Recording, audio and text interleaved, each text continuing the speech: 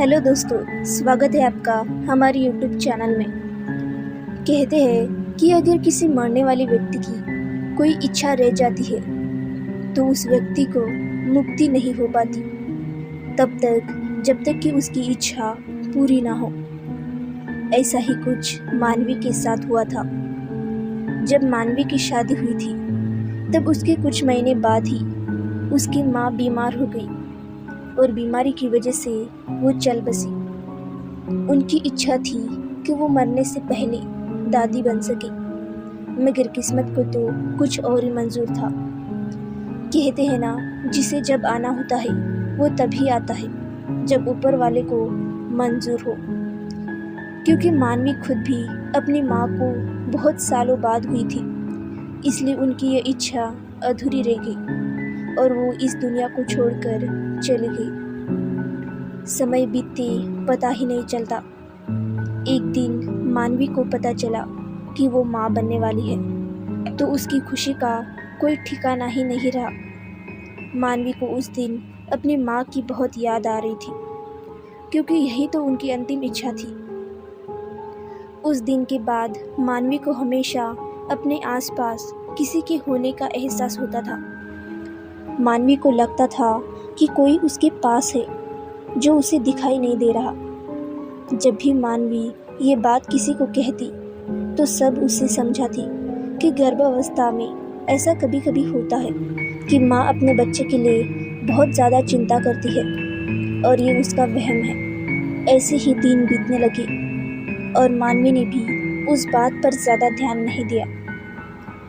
एक दिन मानवी की मेड घर पर काम कर रही थी और बाहर बरामदे में पानी फैला हुआ था, जिस पर किसी का भी ध्यान नहीं था, मानवी का भी नहीं। मानवी जैसे ही बरामदे में पहुंची, उसका पैर फिसल गया।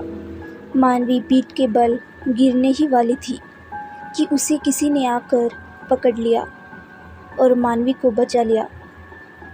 अचानक मानवी को याद आया कि मेड तो अंदर है, तो उसे किसने बचाया।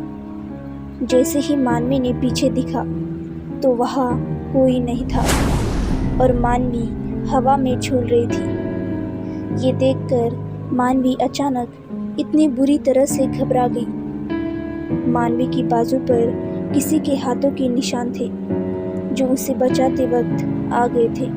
उस दिन के बाद मानवी बहुत ज़्यादा डर गई थी। वो और भी ज़्यादा संभल कर रहने लगी। मानवी की डिलीवरी का वक्त नज़दीक था, तो उसे कोई भी अकेला नहीं छोड़ता था। आखिरकार वो दिन आ ही गया जब मानवी ने एक प्यारी सी बेटी को जन्म दिया।